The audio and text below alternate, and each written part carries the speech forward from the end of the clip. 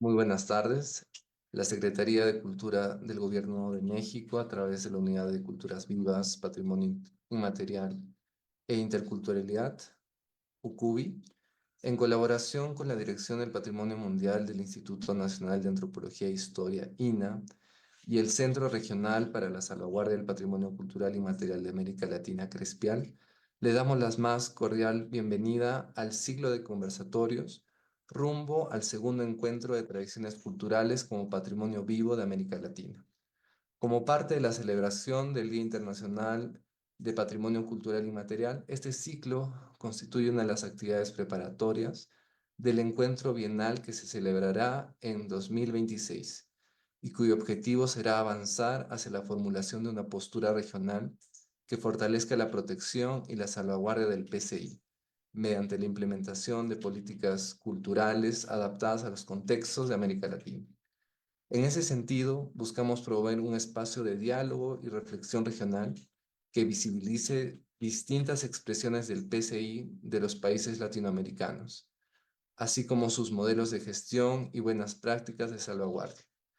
En este panel se reflexionará sobre las experiencias del patrimonio cultural inmaterial y los procesos migratorios. Saludamos y agradecemos al moderador y panelistas por aceptar nuestra invitación, a quienes nos permitimos presentar. La moderación estará a cargo de Obanlay González, director general del Centro Regional para la Salvaguardia del Patrimonio Cultural Inmaterial de América Latina, CRESPIAL. Oban es licenciado en Relaciones Internacionales con formación académica y experiencia en el sector público, organismos internacionales y organismos no gubernamentales. Ha ocupado cargos directivos en el sector público como miembro del directorio del Instituto Nacional de Radio y Televisión del Perú, director del Lugar de la Memoria, la Tolerancia y la Inclusión Social y director de políticas de la población afroperuana. Asimismo, ha trabajado como consultor en organismos internacionales, como el Programa de Naciones Unidas para el Desarrollo, la Comunidad Andina y en organizaciones no gubernamentales.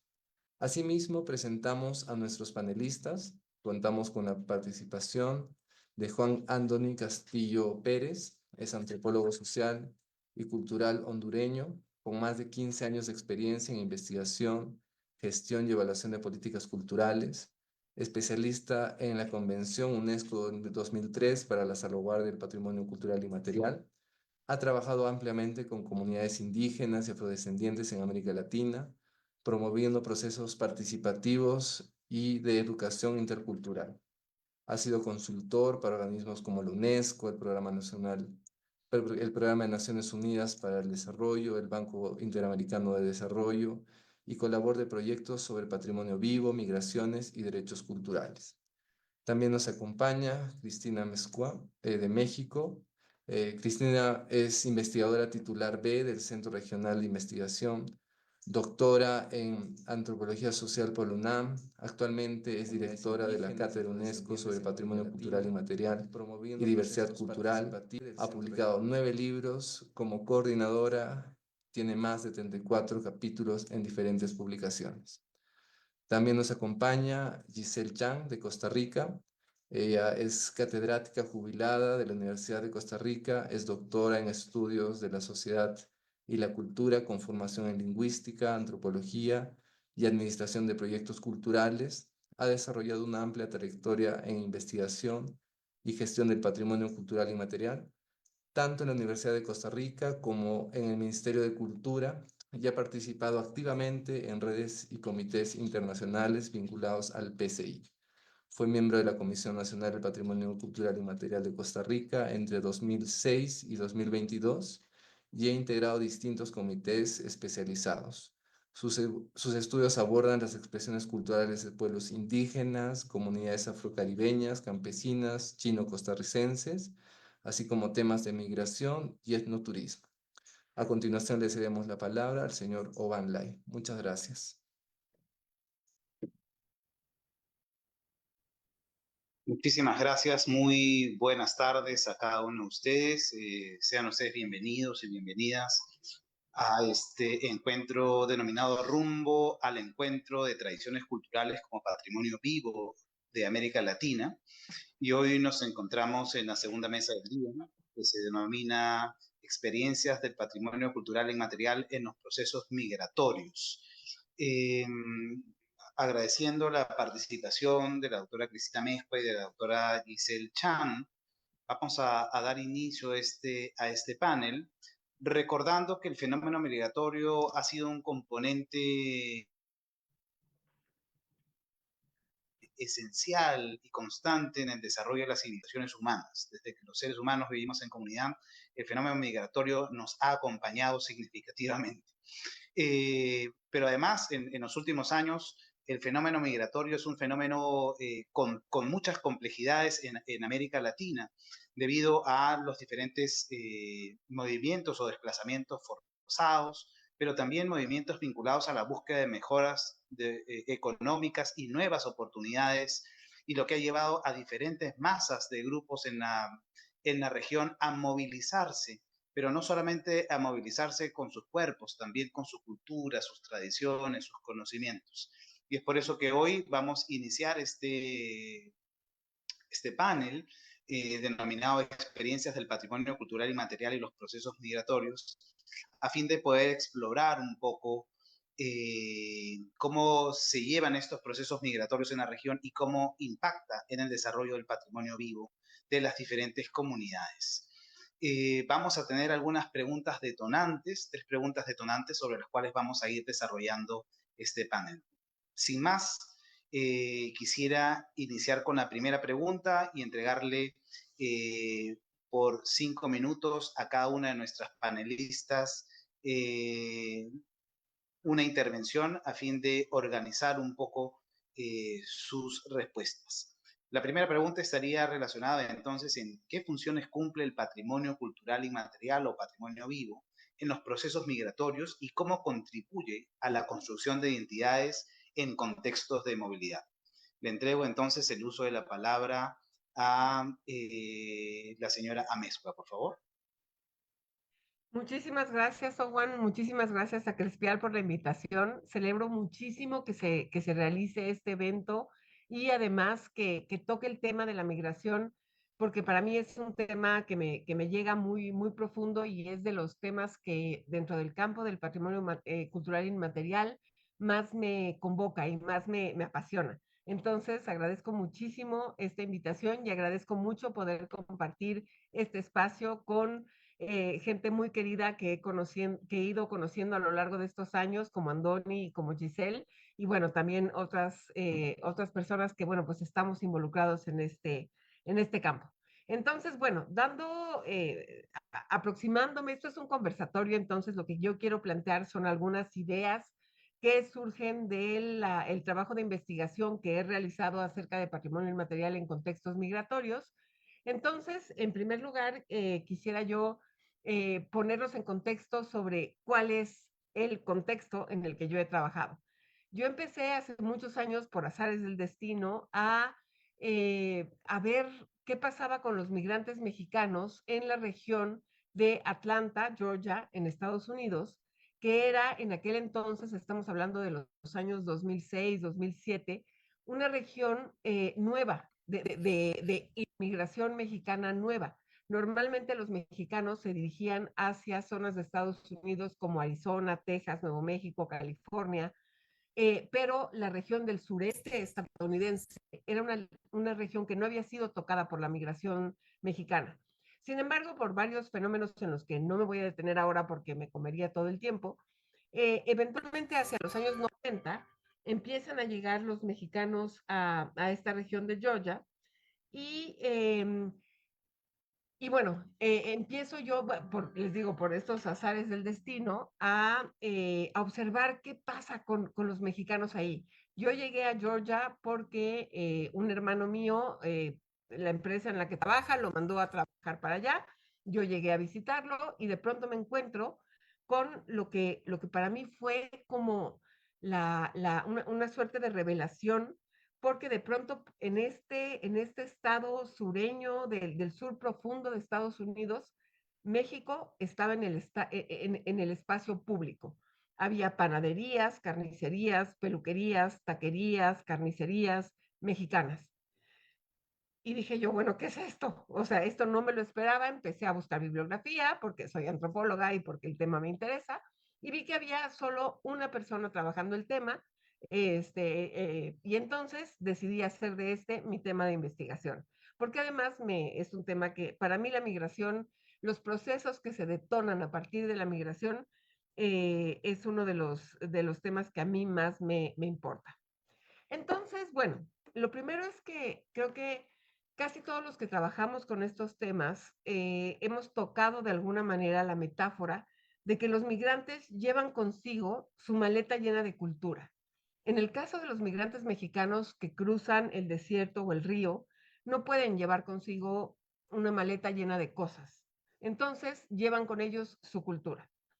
Y ahí vemos cómo entonces esa maleta está llena de gustos gastronómicos, de sabores, de saberes, de formas específicas de estar en un entorno que ahora dejan para instalarse en otro entorno frecuentemente muy diferente al que conocían. Entonces, bueno, pues para pensar cómo funciona el PCI en contextos de movilidad, creo yo que hay que considerar que ninguno de los dos fenómenos, ni lo patrimonial ni lo migratorio, están clara e inequívocamente delimitados. Tampoco permanecen estables a lo largo del tiempo. En general, creo que los fenómenos sociales son intrínsecamente dinámicos, pero aquí nos encontramos en la intersección de dos fenómenos sociales cuya definición misma implica el cambio, la adaptación, la transformación constantes. Por eso es que pensar las interacciones entre el patrimonio vivo y los procesos de movilidad, creo yo que es un campo muy fértil para reflexionar acerca de las dinámicas socioculturales y por supuesto también políticas económicas. Entonces, bueno, pues de entrada, a mí me es difícil pensar en la función del PCI en los procesos migratorios, porque me parece que el concepto de función trae asociada, bien o mal, pero creo que así está como un poco anclado, esta idea de que la función implica siempre, aunque no necesariamente, una cierta noción de permanencia e inamovilidad. O sea, aquello que es funcional, intrínsecamente. Yo creo que esto es algo que la realidad nos hace cuestionar. Y entonces, bueno, pensando en esta dificultad, por supuesto que si busco la respuesta más directa a la función del patrimonio vivo en contextos de movilidad, pues bueno, este patrimonio funciona como una especie de ancla en el océano de incertidumbres que todo proceso de movilidad implica. Es una certidumbre a la que aferrarse cuando todo lo demás se disuelve. Pero esto, en realidad, es una ilusión. Ni todo se disuelve cuando uno migra, ni el núcleo duro de la identidad y la pertenencia es siempre un anclaje tan sólido como uno podría pensar.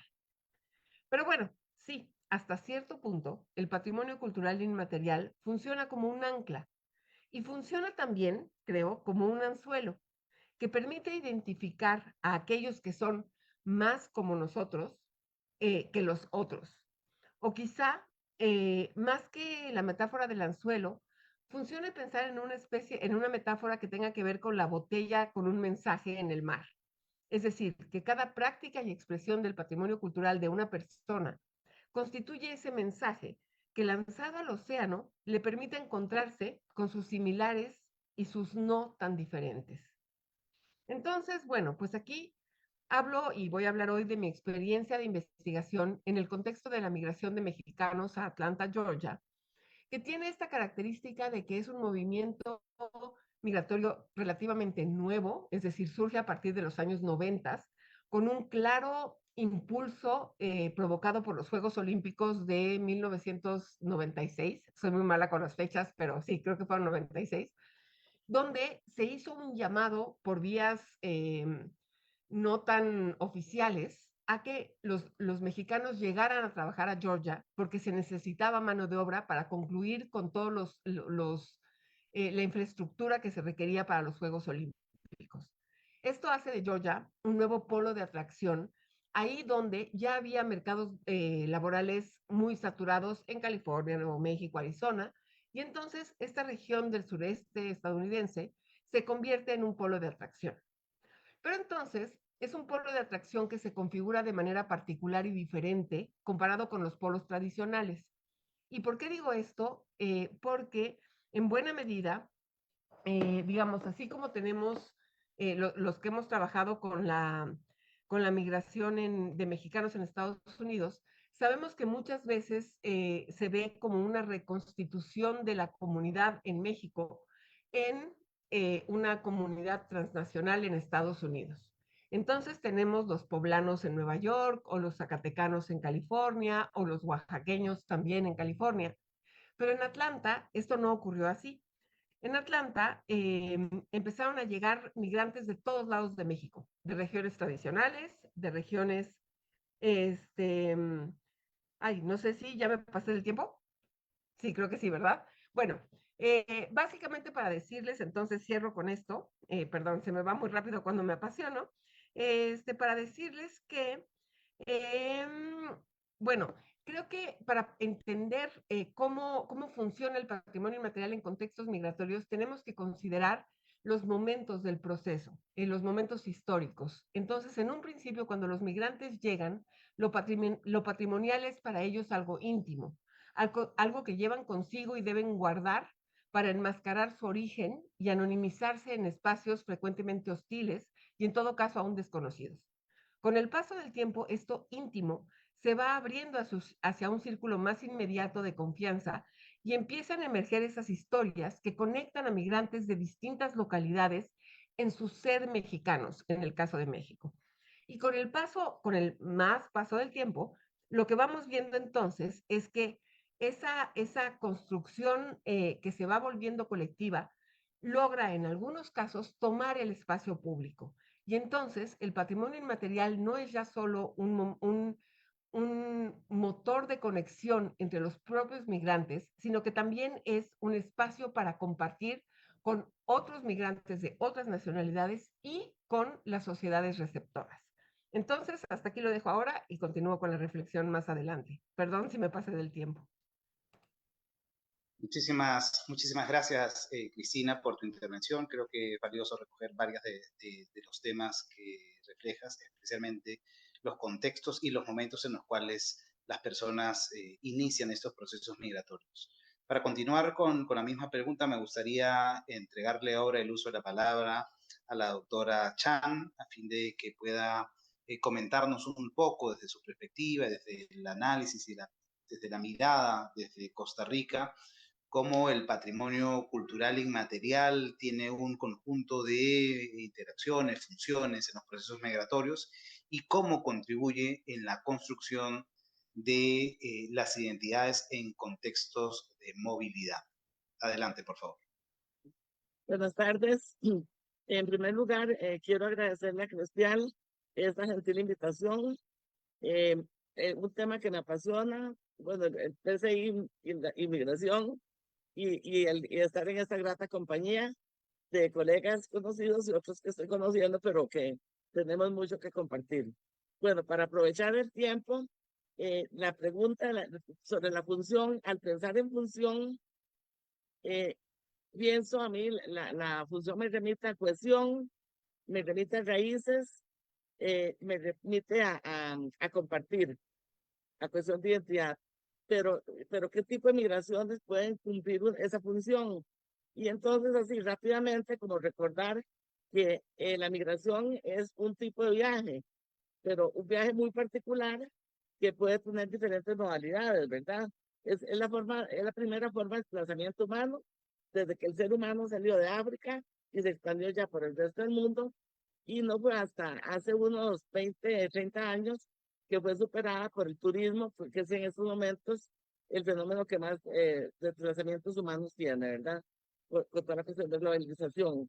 Entonces, ¿qué pasa? Que siendo la primera migración, resulta que casi todos somos producto de familias migrantes. Yo como antropóloga me apasioné con el tema en una época que no era la moda antropológica, digamos esa, ¿verdad? Porque como aquí vamos por oleadas desde algo que se usa y así van los trabajos en universidades y todo, ¿verdad? Pero recuerdo que yo, mi primer trabajo como antropóloga fue en la zona caribe de Costa Rica. un trabajo precisamente haciendo un levantamiento de manifestaciones culturales, y entonces veía que ahí toda la herencia de la población se remitían a Jamaica. Por otro lado los chinos, por otro lado libaneses e italianos, digamos, y de la gente mestiza del Valle Central. Entonces, de uno, las diferentes procedencias, esta diversidad cultural que tiene el país, bueno, y si pienso ya en América Latina, Caribe, ¿verdad? Más grande, y así fue como fui incursionando en ese tema paralelamente, digamos, con el turismo, porque ambos son movimientos de población, pero muy diferentes. En el turismo está la apropiación, que sea la mercantilización del PCI, mientras que la migración, digamos que la apropiación en la relación es más de extractivismo, de hacer o de invisibilización e ignorancia de lo que tiene el migrante. Pero también depende varias cuestiones. ¿Qué migrante?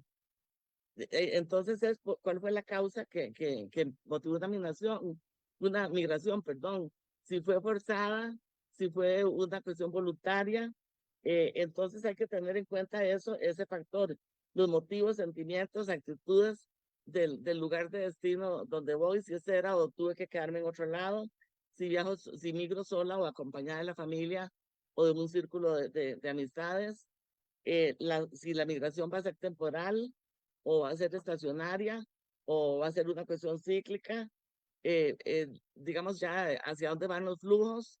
Por ejemplo, ahora en América Latina, que el flujo es todo cruzar el río del norte, ¿verdad? Y en Sudamérica también es mucho cruzar hacia Europa, hacia España y todo eso. Entonces, estas causas y los diferentes fases del proceso que un migrante puede primero a ilusionarse mucho con todo lo que va a hacer en el proceso, y el tránsito llega a ser completamente penoso, como el caso de los que se montan en ese maldito, iba a decir bendito, tren, ¿verdad?, de la bestia. Entonces, son montones de factores que intervienen y que hacen que la función de cohesión que me remitía a mí y de raíz de familia, porque como antropóloga parto así mucho de la cuestión genealógica y familiar, como que entonces ya se bloqueen. Entonces, para ver la huella de los migrantes y su viabilidad, su visibilidad es variable porque está condicionada por la procedencia del grupo migrante, el contexto de la sociedad donde llega, las estrategias que estos toman para adaptarse y enfrentarse entonces a la xenofobia y a la discriminación. En el caso de Costa Rica, bueno, las migraciones aquí empezaron desde la época antigua, y eso lo vemos, por ejemplo, en topónimos que tenemos que son quechuas, aztequismos, de pueblos ya extintos en el Caribe. Eso, por ejemplo, en la toponimia. Ni para qué en todo el mundo cosmogónico. Ahora ya, bueno, se apagó el diluvio universal que teníamos encima hace 2 horas. Todas estas relaciones, ser humano, naturaleza, ¿verdad?, que nos habla, hay montones de cuestiones que el campesinado y la poblaciones originarias nos dicen, y todas esas son herencias de otros lugares que se han enriquecido con las de otros, ¿verdad? Entonces, lo que quiero hacer es que esta función va encadenada con procesos de relaciones interculturales, pero sabiendo que esta interculturalidad no es una cuestión horizontal, sino que, como diría el cubano Fernando Ortiz, ¿verdad?, tiene sus etapas y hay etapas que son deculturadoras, la última, ¿verdad? Y entonces con la migración hay mucha tendencia del país receptor o de la sociedad receptora a querer deculturar a esa familia o persona migrante. Y las políticas cambian. Volviendo al caso, bueno, ya en la colonia, sabemos que ya los españoles ya llegaron con personas de diferentes procedencias, pasando la violencia de la colonia, llegamos al siglo XIX en Costa Rica, en que era una sociedad que se creían igualiticas y blanquiticos, todos europeos. Y eso es un mito falso. Bueno, es cierto que en Centroamérica tiene porcentajes muy diferentes la composición del país, pero tampoco es para creerse ese cuento, ¿verdad? Pero entonces la política migratoria que se dio en el siglo XIX era de traer población europea, y todo fenotipo que no fuera europeo no era bienvenido. Entonces se pusieron leyes migratorias contra la entrada de africanos, negroafricanos, de África y asiáticos, maometanos o árabes, de todo lo que es población china, japonesa, coreana de Asia, básicamente esos tres, las leyes migratorias fueron tremendas, fueron cambiando ya en 1999 o el 2000, perdón, fui 100 años, en 1800 y ya en 1900 ya hubo una apertura en que, por ejemplo, en mi caso yo soy chino descendiente también, mi abuelo era chino, ya dejaron entrar a los primeros chinos, pero por múltiples registros que tenían que hacer al puerto donde llegaban y una situación muy parecida con la que ha pasado en Perú, con ahora con cuestiones que estamos haciendo, y resulta que no era para bien, era un registro en que se permitía entrar, pero era para un control, y un control racista, en que pedían una descripción del migrante. Yo creo que hasta en la última manchita o cosita que hubiera, había que señalarla. Entonces son cosas muy indignantes, ¿verdad?, contra el ser humano. Entonces vamos a que cómo se cumple una función en un contexto de tampoco halagüeño, de xenofobia y discriminación. ¿Cuánto me queda? No sé si ya me he pasado.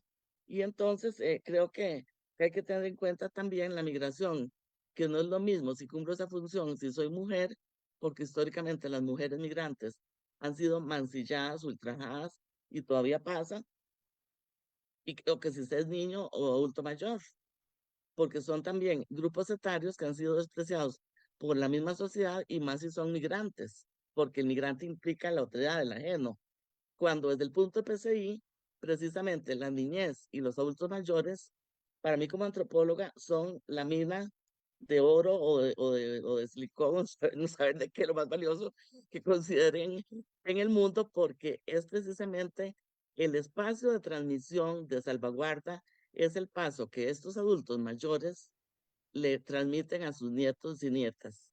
Y precisamente en contextos de migración son los marginados, ¿verdad? Porque la generación que queda intermedia, que yo les llamo como ensanguchada, ¿verdad? Esa generación es la que ya ha sufrido precisamente tantas vejaciones que cuesta concientizarla, ¿verdad? Porque ya se ha ido del lado de los otros y no del nosotros. Entonces, eso es, yo creo que ya se me fue el tiempo, pero, o sea, tener en cuenta, reflexionar estos factores que hacen que cambie mucho, ¿verdad? Y la actitud mía hacia el lugar donde llego o la del que me recibe y si cumple una función o qué. Muchas gracias. Muchísimas gracias a Giselle Chan por su intervención con varios temas o varias variables que son interesantes de analizar vinculados a la forma en la cual las personas migran hacia algún lugar, pero también nos coloca algo que es importante, es el grupo etario, ¿no? ¿Quiénes son aquellos que migran? Si es que también migran las personas mayores y cómo estas personas mayores pueden en realidad contribuir a los procesos de transmisión generacional y garantizar la viabilidad de ciertas expresiones del patrimonio. Sin más, quisiera ahora darle el uso de la palabra a nuestro tercer panelista. Él es el señor Andoni Castillo Pérez, a quien le doy el uso de la palabra. Adelante, por favor.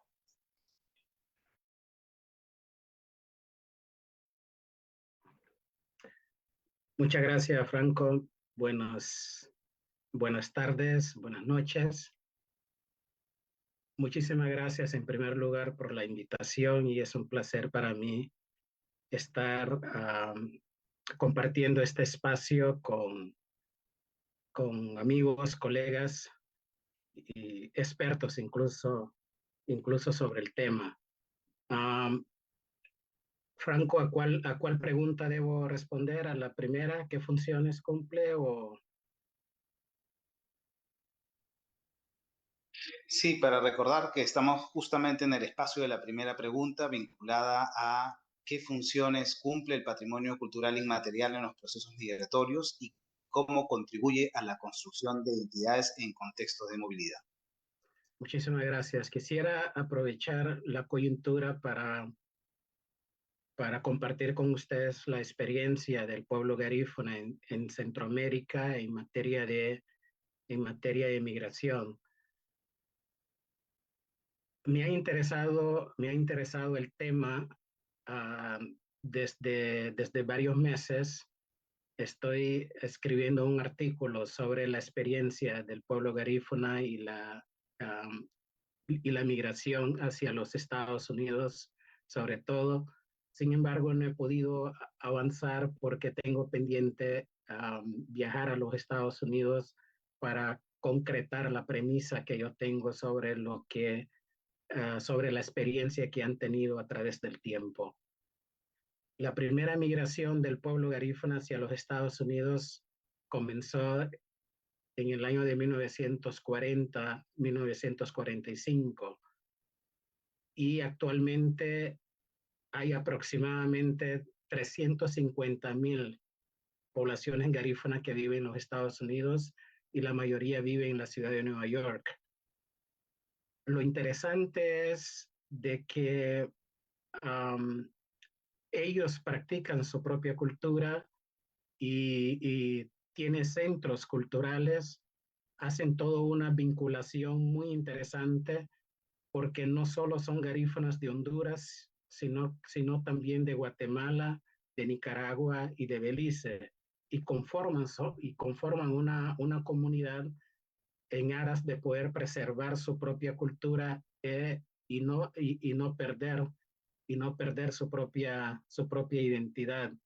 Y es por ello que cuando recibí la invitación de Crespial, me interesó el tema porque me fascina a la medida que voy identificando algunos elementos y, la comparatividad que eso puede contribuir con el fortalecimiento del PCI y la relación que tiene con los procesos migratorios.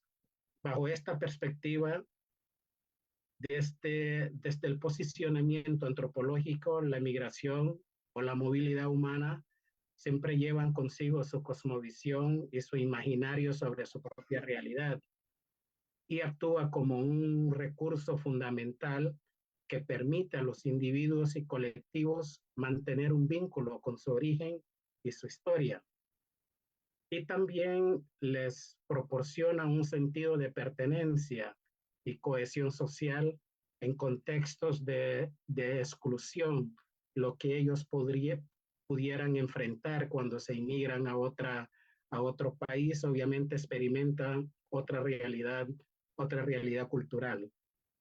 Y los procesos migratorios son fenómenos constantes e interrelacionados a lo largo de la historia, sobre todo en la región, y su impacto sobre las prácticas culturales ha sido significativo, tanto en la preservación como en la transformación de las tradiciones.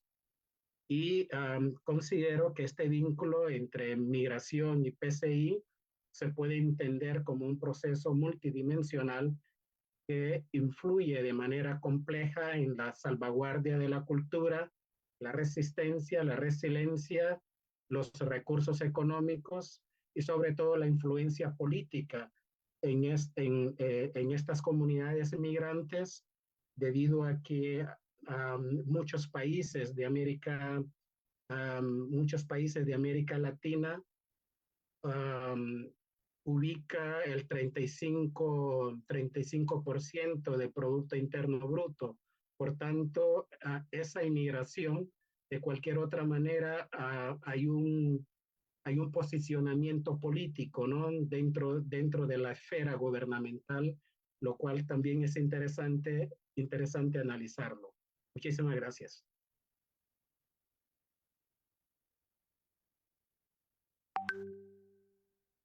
Muchísimas gracias, doctor Andoni, por mostrarnos un poco sobre la experiencia de migración de las comunidades garífonas a los Estados Unidos y varios temas que creo que coloca que son importantes y que además se conectan con lo que también nos han mencionado nuestras panelistas anteriores, vinculados a los temas de la discriminación, el contexto y las formas en las cuales los diferentes grupos humanos deciden migrar. Ahora me gustaría que podamos ingresar al segundo punto, la segunda pregunta, más vinculada a qué oportunidades abre el patrimonio vivo para generar redes transnacionales entre comunidades de migrantes y sus lugares de origen. Para dar un poco de cambiar el orden de la presentación, me gustaría entonces iniciar con la señora Chan, continuar con el señor Andoni y terminar con la señora Amezcua. Por favor, adelante. Muchas gracias. Bueno, sobre las oportunidades para hacer redes, pienso que en primer lugar, un requisito que la persona migrante debe tener es lo que se podría llamar una lealtad étnico-cultural o un orgullo de sus raíces. Porque si, digamos, yo no poseo eso, voy a otro contexto y lo que quiero es mimetizarme, invisibilizarme de mi origen. Entonces no voy a tener ninguna ánimo, ¿verdad?, para hacer redes. El caso de las redes, en patrimonio cultural, hay redes binacionales y redes interamericanas para la salvaguarda, ¿verdad? O para la conservación del patrimonio. Por ejemplo, el patrimonio histórico arquitectónico, el patrimonio natural, del patrimonio mundial vemos. Sin embargo, lo que son zonas transfronterizas es un espacio que me preocupa porque siento que en este punto faltan las redes. En la otra pregunta sí me voy a referir más a un tema de migración transfronteriza, ¿verdad? Y entonces, a veces es porque se siente como que es tan cotidiano que se invisibiliza, o porque el referente siempre es lo que no quede en los lindes, sino en el centro, ya sea un centro físico o un centro de poder y de hegemonía, ¿verdad? Desde donde se dicta, digamos, que es el patrimonio, ¿verdad? Cuando no son los propios cultores los que tienen ese derecho, porque no siempre lo tienen.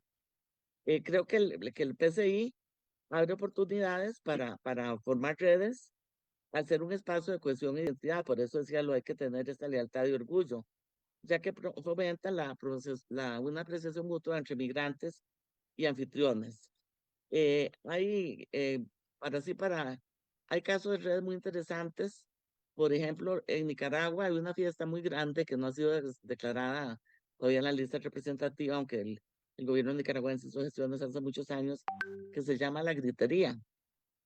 La gritería es una festividad interesantísima y se da en toda Nicaragua. Y resulta que acá en Costa Rica, que somos un país que recibe mucho migrante nicaragüense, es bien alto, los migrantes nuestros, el número más grande son nicaragüenses y colombianos. Aquí ya hay varias comunidades del país donde se celebra la gritería por los propios migrantes nicaragüenses, porque son muy orgullosos de su origen, a pesar de que los ticos es como nos llaman a los de Costa Rica, ticos y ticas, o tiquis al país, yo no me sentí incluida en esto. Hay una gran xenofobia y toda una cuestión de actitud negativa hacia el país del norte, ¿verdad? Y esa fiesta para mí reúne, bueno, he estado en muchas griterías y disfruto montones ver la cohesión y solidaridad que se da entre el pueblo y bueno, es como otro tema así como para hablar de eso. Otras redes que se han dado, que son, ¿verdad?, con migrantes, muchas promovidas, digamos, desde las embajadas, que, pero no lo veo como muy de transmitir el PCI, porque hay veces desde la oficialidad lo que se reproduce son costumbres, tradiciones de lo que se considere como un referente cultural de prestigio, y no, incluso no el propio país.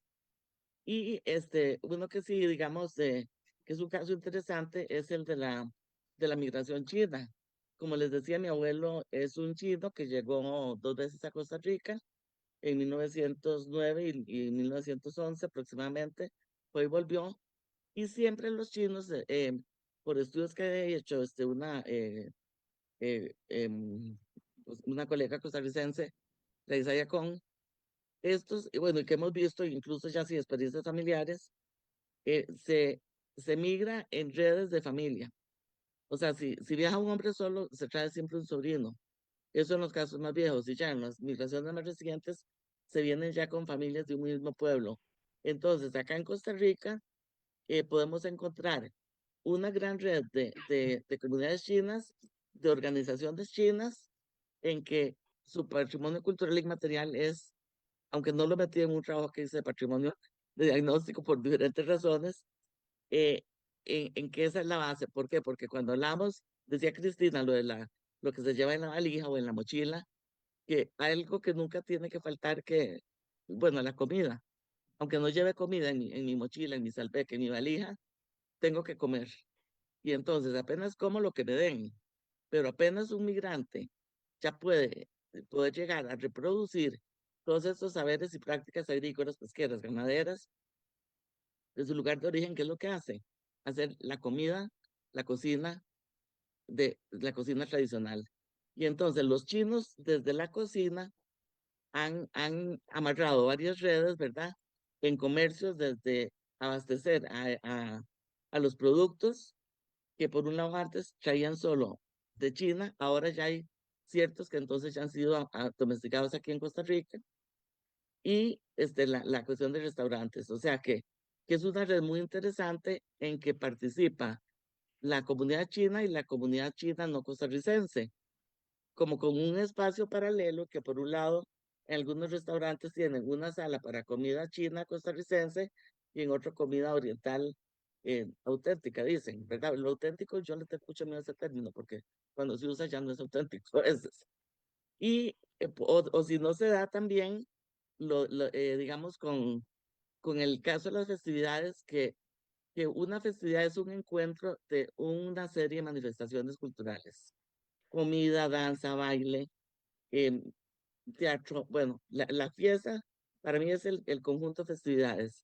Y entonces en los chinos es muy importante el Año Nuevo, que ha sido un motor también de formación de redes.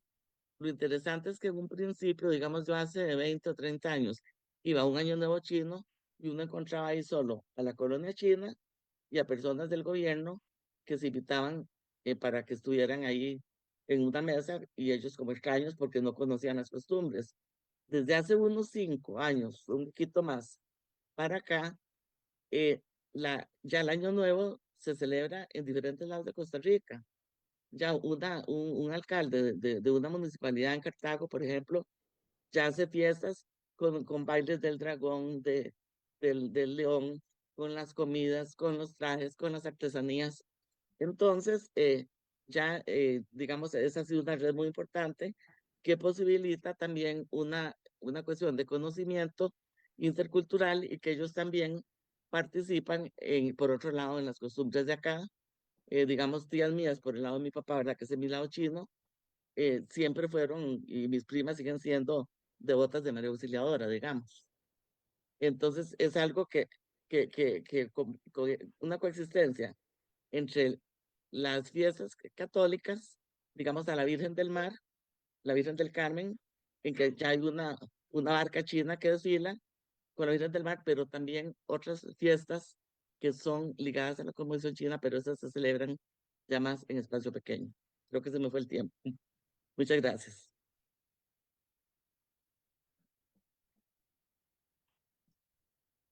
Muchas gracias. Continuamos con Andori Castillo, por favor. Sí, muchas gracias. Sin duda alguna, los inmigrantes construyen redes. Hay una experiencia muy interesante de la comunidad centroamericana en la ciudad de Nueva York. Me acuerdo que en 1995, los garífonas de Honduras hicieron una primera marcha en el condado del Bronx, donde viven la mayoría. Y 2 años después, los otros países se fueron uniendo. Hoy esa marcha que se conmemora el 15 de septiembre, la independencia de los estados centroamericanos, hoy esta marcha ya une a todos los países de Centroamérica, incluyendo México. Es una actividad muy interesante porque no solo incluye la marcha, sino que también incluyen las actividades culturales, incluso la gastronomía, y ver la bandera de los países centroamericanos y México flamear ese día genera también un vínculo de carácter multicultural con las otras comunidades, genera también el reconocimiento, el hecho de participar en un evento de esta naturaleza en un país ajeno. Y eso de cualquier otra manera genera un vínculo y un encuentro consigo mismo. Y también independientemente que es una forma de encontrarse consigo mismo, también valora las tradiciones y saberes ancestrales de las comunidades migrantes. Así también genera una oportunidad económica y también abre la apertura para el turismo para cualquier persona interesados en conocer, en viajar a cualquier país en Centroamérica. Por otro lado, hay otro elemento que yo observo en España y también en Londres. Hay una actividad que da anualmente donde todos los países de América Latina hacen un festival donde todos se encuentran, toda su gastronomía y toda su cultura, y hace presentaciones culturales. Todo esto de cualquier otra manera juega un papel importante para, para encontrarse consigo mismos y, construir y fortalecer el PCI, que bien lo decía la doctora Cristina, uno lo lleva consigo mismo, y también que desde la perspectiva antropológica, la cosmovisión nuestra, nosotros cargamos nuestra propia cosmovisión, nuestra propia visión sobre el universo, independientemente a dónde vamos.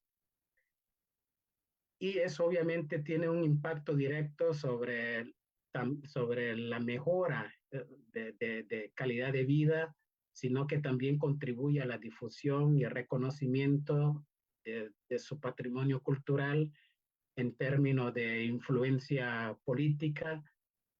Considero entonces que el PCI puede convertirse en un instrumento de visibilidad y reivindicación para las comunidades migrantes al mantener vivas sus tradiciones y compartirlas con otros. Estas comunidades pueden ganar reconocimiento político y social, fortaleciendo su posición frente a políticas migratorias, derechos humanos, proceso de integración en los países receptores. Gracias. Muchísimas gracias. Doy el uso de la palabra a Cristina Amezcua, por favor. Muchas gracias. Bueno, un poco pensando a partir de lo que han dicho mis dos colegas previamente, creo que es muy importante reconocer y poner sobre la mesa y hacer visible el papel que las prácticas y manifestaciones que nombramos como patrimonio cultural inmaterial juegan en esta urdidumbre de redes transnacionales. Y esto es particularmente relevante justamente por los contextos en los que los migrantes latinoamericanos llegan a instalarse, que suelen ser contextos complicados, donde la discriminación está a la orden del día, donde las condiciones de vida cotidianas son muy difíciles. Ahí es donde el patrimonio cultural inmaterial juega un papel muy importante. Y yo quiero centrarme en dos ejes centrales. Por un lado, cómo las prácticas del patrimonio cultural inmaterial y su supervivencia operan en tejer y fortalecer los contactos de los migrantes con sus comunidades de origen. Y aquí lo que veo es que hay dos ámbitos de acción muy importantes. Por un lado, estamos hablando de que cuando los migrantes reconocen, creo que hay que partir de la idea de que las identidades en estos nuevos contextos a los que llegan los migrantes no son una reproducción de las identidades de origen, son una reconstitución a partir de la interacción entre viejas y nuevas conexiones en el lugar de destino. O sea, entre las conexiones con su lugar de origen, pero también las que establecen en el lugar de destino con otros migrantes con los que comparten un repertorio de tradiciones comunes, y también con las poblaciones que están en esos lugares a los que los migrantes llegan. Pero entonces creo que las experiencias migratorias en buena medida permiten hacer visible lo invisible, es decir, fomentan una toma de conciencia de aquello que en los lugares de origen se daba por sentado, porque era parte de lo tradicional, lo normal, lo que se hace todo el tiempo, pero que en estas otras localidades adquiere un significado diferente. Por un lado, porque permite mantener los lazos con la patria grande, en el caso mexicano, pues México, y con la matria, entendida como esa localidad más cercana, más próxima al corazón de la gente, pero al mismo tiempo también permite construir lazos distintos, lazos nuevos. Entonces, tenemos que el patrimonio cultural inmaterial y la reproducción de las prácticas que lo constituyen tiene un impacto en cuanto a la vinculación con las comunidades de origen en dos sentidos. Yo lo veo, por un lado, por el lado simbólico, es decir, a partir de la valoración que los migrantes hacen de ciertas prácticas culturales que cuando ellos se van, se vuelve innegable la importancia de esas prácticas, y entonces ese nuevo proceso de valoración detonado por fenómenos como la nostalgia, la necesidad de anclaje a un origen común, etcétera, produce esta valoración nueva o renovada. Y entonces, como ellos lo comunican a sus familiares y a la gente que se quedó en el lugar de origen, ese es un tipo de valoración, es un tipo de valoración simbólica que entonces contribuye con la salvaguardia, porque si los migrantes están viendo que ciertas prácticas son importantes, muy probablemente contagien ese sentimiento de valor a otros en sus comunidades de origen.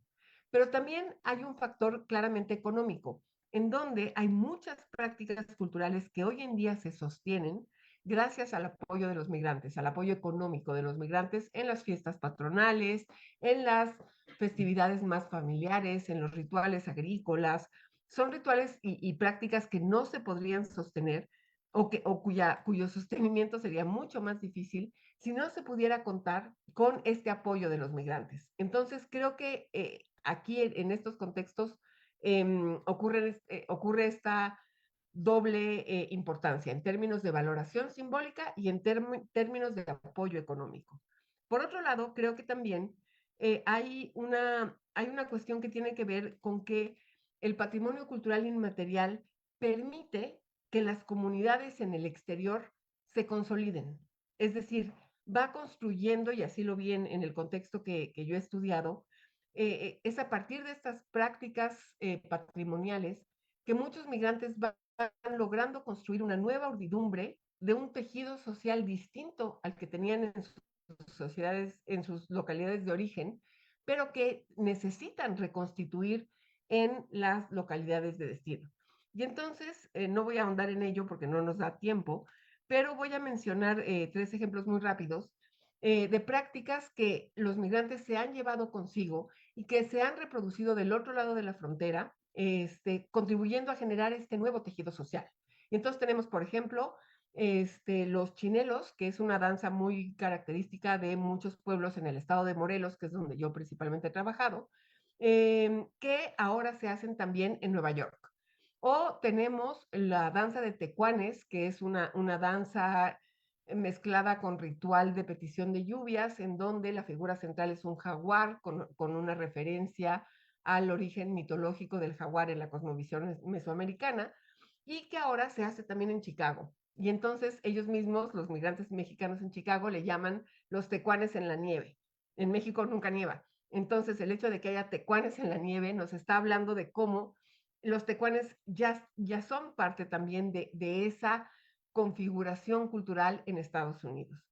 O también, por ejemplo, las festividades a la Virgen de Guadalupe, que se realizan el 12 de diciembre, y que en México están como caracterizadas por grandes procesiones que van de todos lados de la República Mexicana hacia la Basílica de Guadalupe en la Ciudad de México, y que en Estados Unidos se realizan con sus adaptaciones que implican una peregrinación a lo largo de la cuadra a un lado de la iglesia donde está una Virgen de Guadalupe. Y entonces vemos cómo los migrantes reproducen con adaptaciones locales estas prácticas que les son queridas. Y en ese sentido, entonces, también su patrimonio cultural inmaterial les permite retejer y fortalecer esas redes, no solo hacia sus comunidades de origen, sino también hacia las comunidades donde están viviendo. Y al mismo tiempo, y con esto cierro esta intervención, se vuelven, la reproducción de estas prácticas se convierte en un campo abierto de posibilidades para la interacción con las sociedades, con las sociedades oriundas en las comunidades de destino. Es decir, lo que yo he visto es que hay mucho interés, a pesar de la discriminación, a pesar de la estigmatización que podrían tener las poblaciones migrantes, si algo convoca a las comunidades estadounidenses, incluso en lugares tan conservadores como el sur estadounidense, son estas prácticas donde los propios estadounidenses ven que los mexicanos y los latinoamericanos en general tenemos una serie de valores con las que ellos coinciden, como el aprecio a la familia, el valor por, digamos, una serie de conductas que se consideran éticas, que se consideran parte de una configuración que también se valida del otro lado. Entonces, la reproducción de estas prácticas abre la puerta para que se inicien procesos de diálogo y negociación con las poblaciones en los lugares de destino. Y bueno, con esto cierro esta intervención.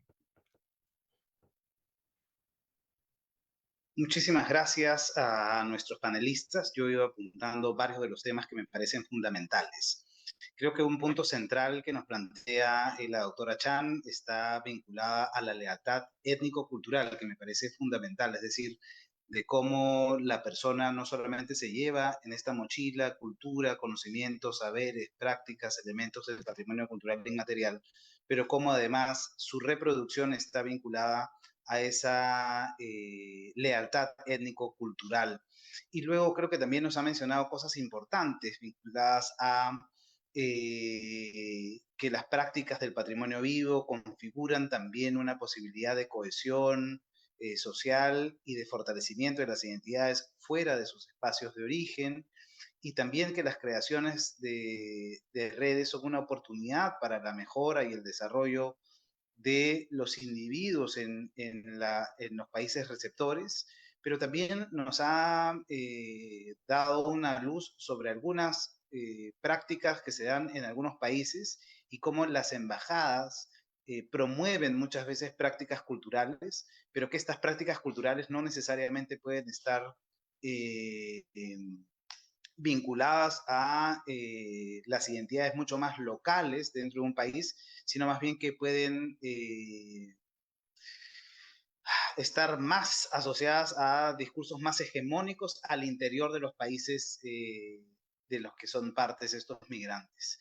Creo que Adonis también nos ha dado grandes alcances sobre que los vínculos y las redes de los migrantes a través del patrimonio cultural inmaterial sobrepasan digamos, la noción de lo local para vincularse también a nociones mucho más regionales. Y ha hablado del caso específico sobre cómo la comunidad centroamericana y junto con México desarrollan un conjunto de actividades en el cual comparten un conjunto de elementos y expresiones del patrimonio vivo centroamericano y mexicano, por supuesto. Y ha hablado de algo que es muy importante, que la visibilización del patrimonio vivo a través de sus diferentes expresiones, ya sea en la gastronomía, la música, la danza u otros conocimientos tradicionales asociados a prácticas en la agricultura, en la cocina, en la ganadería, entre otras, permiten una visibilidad importante a las comunidades de migrantes y por ello un reconocimiento que va más allá de lo social para transmitirse también en lo político y que puede tener un impacto positivo en los países o comunidades receptoras. Y eso se une a lo mencionado por Cristina Mezcua, en el cual también menciona que el PCI puede ser una bisagra para digamos, la mejora de la calidad de vida de las personas al interior de los países receptores, pero también para el reconocimiento de las diferentes comunidades y el valor de sus prácticas. Y algo que creo que es fundamental, y no quiero extenderme más en el tiempo, que tiene que ver con cómo se vinculan las comunidades de migrantes con sus comunidades locales y cómo el efecto económico o el apoyo económico puede ayudar para valorizar, para, mejor dicho, poner en valor prácticas culturales en ambos lados de la frontera y así fortalecer los vínculos locales, pero también los vínculos transfronterizos, y es decir, el valor económico del patrimonio cultural inmaterial o las ayudas económicas que pueden entregar los migrantes en diferentes partes del mundo para fortalecer las prácticas identitarias al interior de sus comunidades. Y por supuesto esto es como importante porque, insisto, consolida la identidad en ambos lados de la frontera. Pasaremos entonces a la última pregunta de este panel, que como saben, este panel se denomina Experiencias del Patrimonio Cultural Inmaterial en los Procesos Migratorios. Y la última pregunta está relacionada a identificar qué desafíos y oportunidades plantea la migración para la salvaguardia del patrimonio vivo. También en esta ronda de 5 minutos haremos un cambio en el orden. Empezaremos con Andoni Castillo Pérez, continuaremos con la señora Giselle Chan y culminaremos con la señora Cristina Mejo. Andoni, por favor. Muchas gracias. Bueno, yo creo que la migración y su impacto en el PCI es clave en un mundo cada vez más globalizado, y analizar este elemento sin duda alguna es de suma importancia. Y obviamente está marcado por la movilidad humana. Las comunidades migrantes encuentran en sus prácticas culturales una fuente de fortaleza frente a la discriminación, la marginación y la alienación que hemos concordado prácticamente en ese panel sobre estas variables. La preservación, entonces, y la reinvención de rituales, danzas, gastronomía y lenguas, entre otros, se convierte en un medio para mantener viva la conexión con su tierra natal, y obviamente también entra la configuración de la territorialidad y afirma su propia identidad. Y no solo mejora la calidad de vida, sino que también les otorga una plataforma para compartir su riqueza cultural con el mundo, mediante una cohesión social que bien lo mencionaba la doctora Cristina. Y logran, obviamente, recrear espacios simbólicos e imaginarios colectivos que representan su hogar y sus raíces.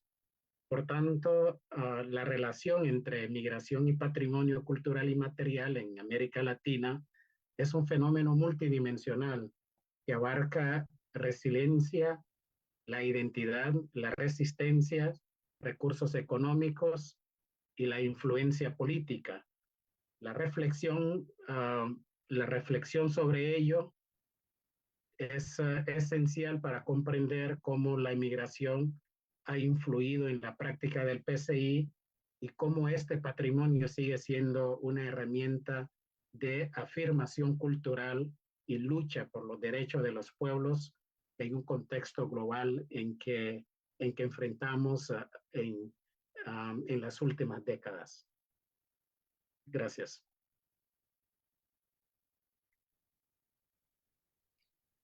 Muchísimas gracias. Por favor,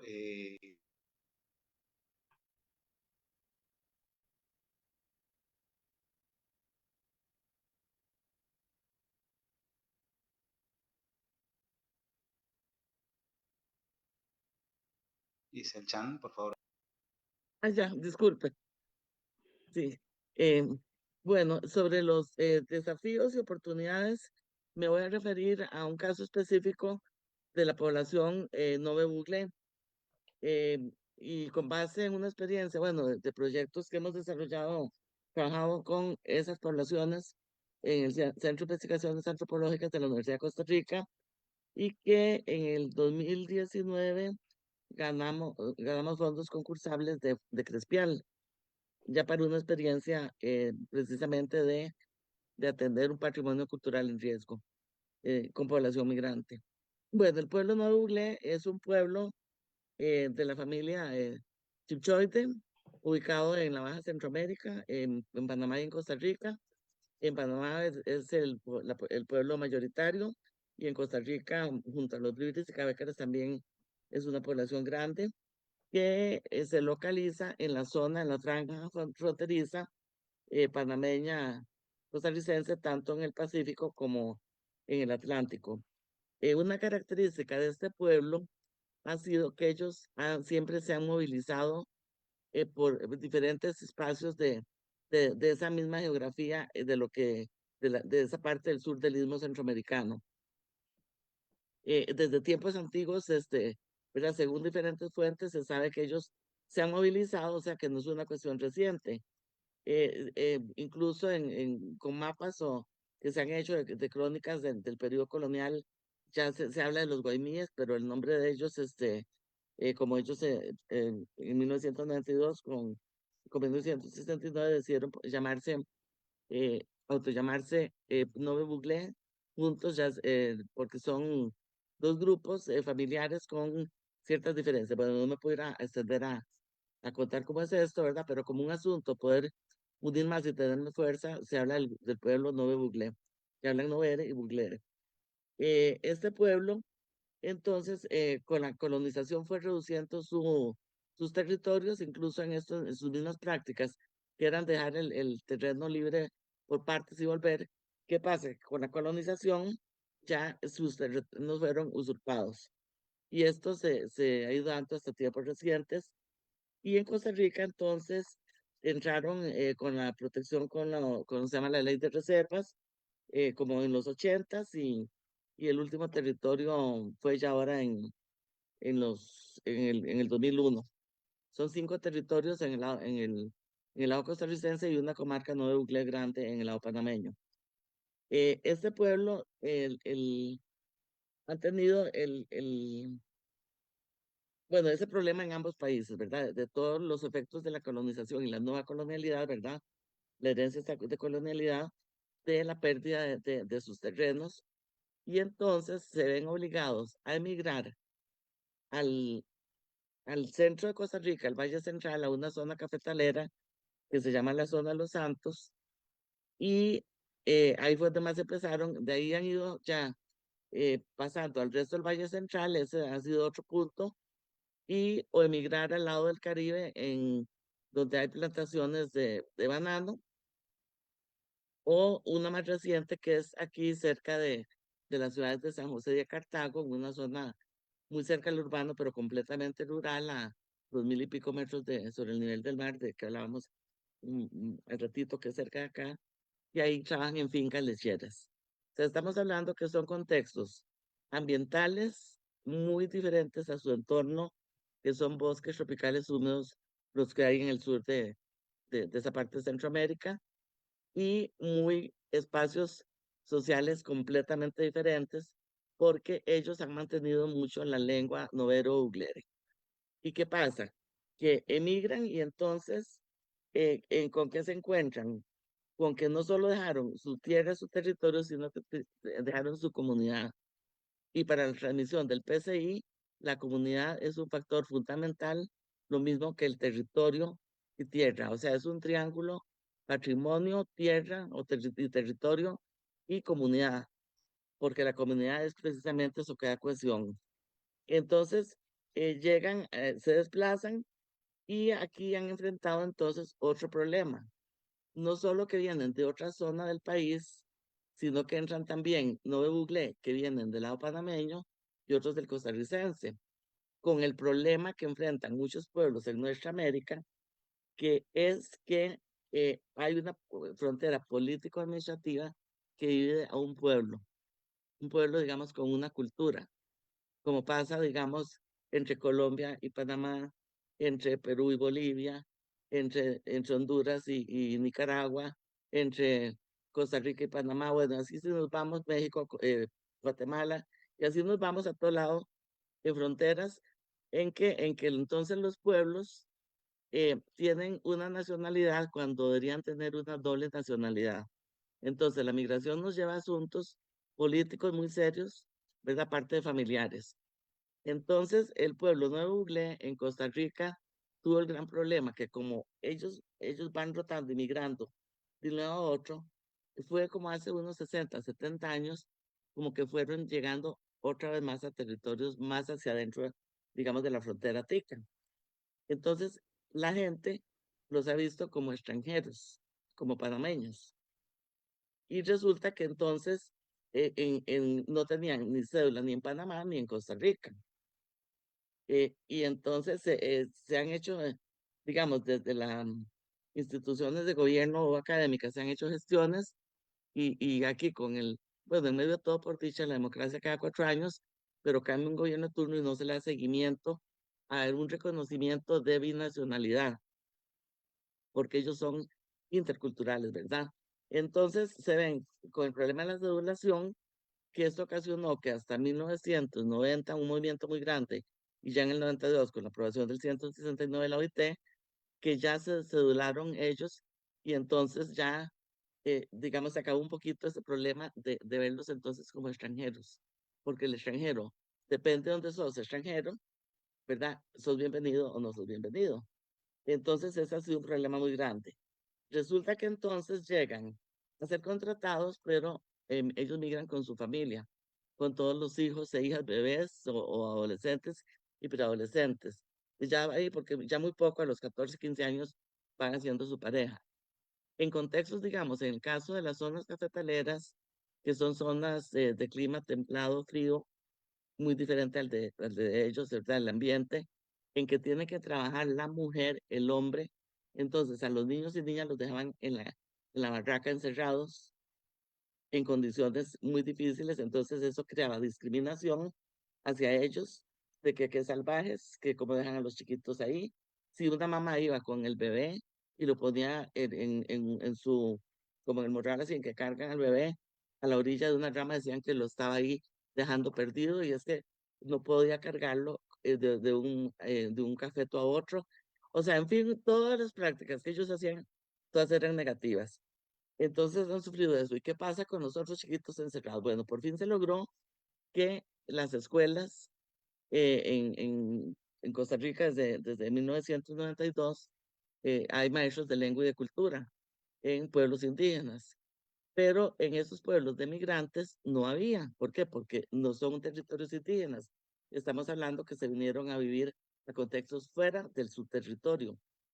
Entonces ya el Ministerio de Educación Pública se logró que diera algunos códigos para plazas de maestros o maestras de lengua y cultura, pero esto en algunas regionales que tienen una cuestión diferente no lo quieren hacer, entonces hay que hacer un reclamo constitucional. O sea, todo esto para que tengan derecho a un maestro.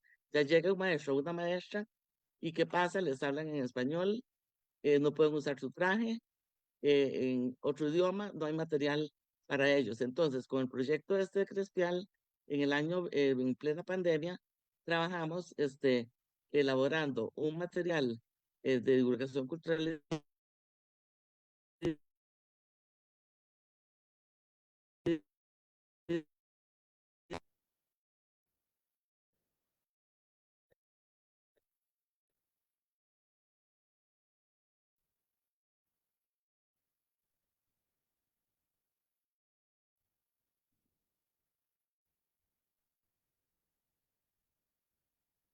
Perdón, creo que tenemos un problema con la conexión, ¿sí? Pero creo que hemos terminado de escuchar este desafío que ha presentado esta comunidad de migrantes al interior de un mismo país y cómo hay varios desafíos también para ayudar a consolidar la reproducción de sus prácticas culturales en espacios que son distintos a sus entornos naturales. y los desafíos que ellos suponen, no solamente para los temas de la reproducción de sus prácticas y sus conocimientos, sino también para el ejercicio de otro tipo de derechos. Finalmente, quiero dar el uso de la palabra a Cristina Mezcua para que nos resuelva también esta pregunta, nos responda esta pregunta vinculada a qué desafíos y oportunidades plantea la migración para la salvaguardia del patrimonio cultural inmaterial en 5 minutos, por favor. Muchísimas gracias, Owen. Trataré de hacerlo en 3, porque si digo 5 voy a hacer 10. Bueno, creo que por un lado, bueno, es evidente que los procesos migratorios son un desafío para la salvaguarda del patrimonio cultural inmaterial, en la medida en que en muchos sentidos, y si los vemos a nivel local, implican pues la reconfiguración del tejido social en muchas comunidades, cuando tenemos sobre todo muchos jóvenes migrando hacia afuera, se pierde el hilo conductor de la transmisión de los saberes, prácticas, etcétera, que forman parte del patrimonio cultural inmaterial. Entonces tenemos en muchos casos, pues este reclamo, por llamarlo de alguna manera, o este reconocimiento desde las localidades de origen, en donde dicen, bueno, pues ya no tenemos, las personas mayores dicen, ya no tenemos a quién transmitirle nuestros saberes o nuestras prácticas, porque se han ido a las ciudades, se han ido a Estados Unidos, ya no están.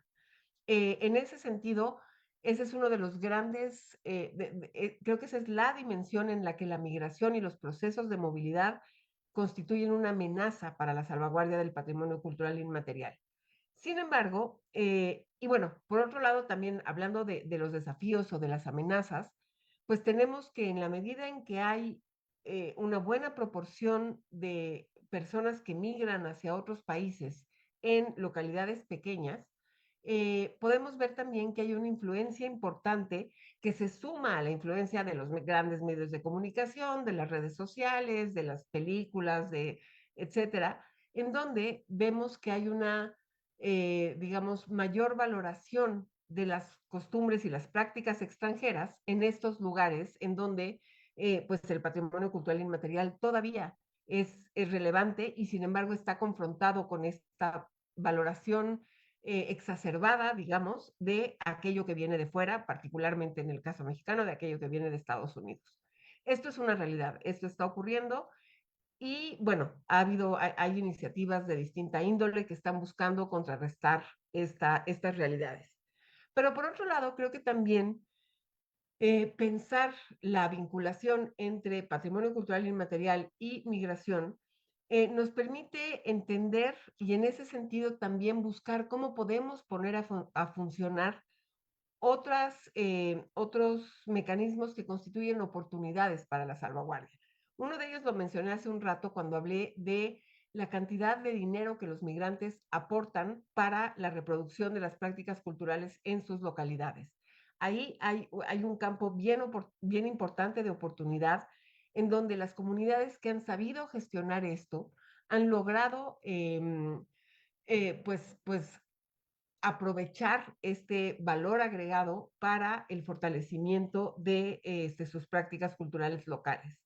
Pero donde también yo veo que hay un enorme campo de oportunidad que se ha pensado poco, o por lo menos hasta donde yo conozco, a lo mejor sí hay personas pensando en esto, solo no las conozco, tiene que ver con la conciencia de los derechos.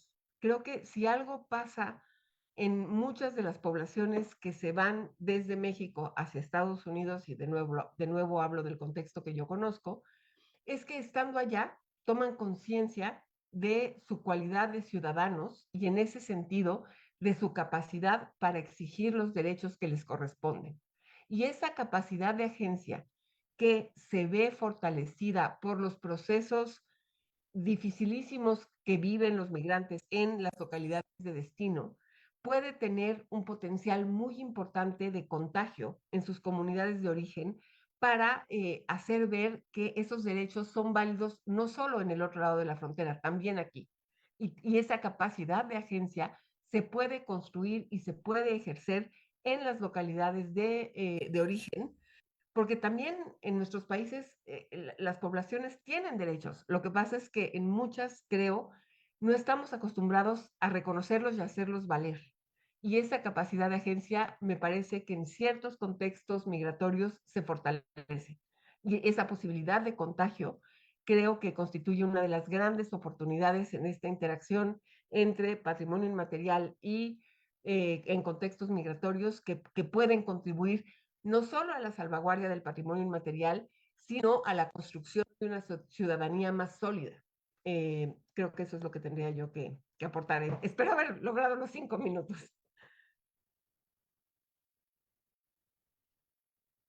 Muchísimas gracias. Quiero agradecer a Cristina Amezcua, a Giselle Chan y a Andoni Castillo por participar en este segundo panel o segunda mesa de nuestro encuentro de tradiciones culturales como patrimonio vivo de América Latina, organizado por México y el Centro Regional para la Salvaguardia del Patrimonio, denominada Experiencias del Patrimonio Cultural Inmaterial y los Procesos Migratorios. Nos ha entregado un conjunto de reflexiones asociadas a cómo las personas migrantes pueden llevar consigo un conjunto de elementos, saberes, prácticas del patrimonio vivo a los nuevos lugares a los cuales se asienta, sea dentro de su mismo país o fuera de sus países. Dejado esta conversación sobre los diferentes desafíos que tiene la salvaguardia del patrimonio vivo, pero también las diferentes oportunidades que presenta las comunidades de migrantes para fortalecer las identidades locales, tanto fuera de sus lugares de origen, como también su contribución para fortalecer las identidades locales, las prácticas y los conocimientos en sus comunidades de origen.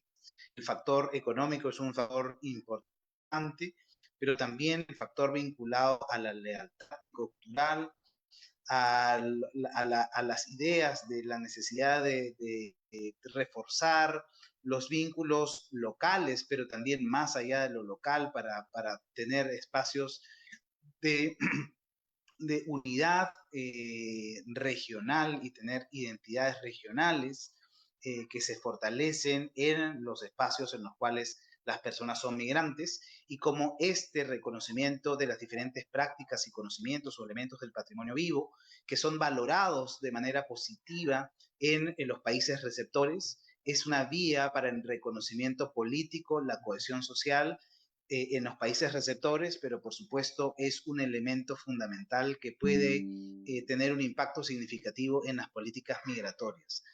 Uno de los grandes desafíos que ha quedado claro durante este panel tiene que ver con cómo las comunidades de migrantes tienen que sortear los diferentes impactos que la globalización o con un mundo globalizado impone, pero también las prácticas asociadas a la discriminación y el racismo en muchos de estos casos vinculados a las prácticas de su patrimonio vivo. Quiero nuevamente agradecer la participación de nuestros tres panelistas, Andoni Castillo, Cristina Amezcua y Giselle Chan, de Honduras, México y Costa Rica, quienes han compartido sus conocimientos, sus ideas, sus opiniones y sus experiencias en este panel que se denomina Experiencias del Patrimonio Cultural Inmaterial y los Procesos Migratorios en este encuentro de tradiciones culturales como patrimonio vivo de América Latina.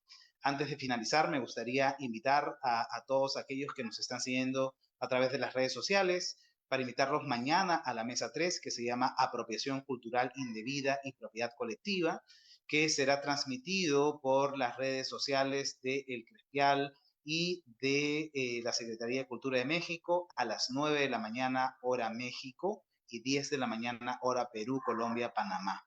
Esa es la tercera mesa. Nuestra cuarta mesa, que se denominará Patrimonio Cultural Inmaterial y Turismo Cultural Sostenible, será a las 11 de la mañana hora México y a las 12 del mediodía hora Perú, Colombia y Panamá. Y finalmente, la clausura de este encuentro de tradiciones culturales de América Latina será a las 13 horas hora México, 12 horas Perú. Muchísimas gracias nuevamente a Cristina Mezcua, Andoni Castillo y Zil Chan por participar en esta mesa. Y muchísimas gracias a cada uno de ustedes, los que nos han seguido por redes sociales, a través de las redes sociales del Crespial y la Secretaría de Cultura de México. Y recuerden que para la transmisión en portugués pueden verla a través del YouTube del Crespial. Muchísimas gracias y muy buenas tardes. Muchas gracias. Placer. Muchas gracias, hasta luego. Hasta luego. Un gusto verlos. Igualmente, hasta luego. Nos vemos, hasta luego, buenas tardes.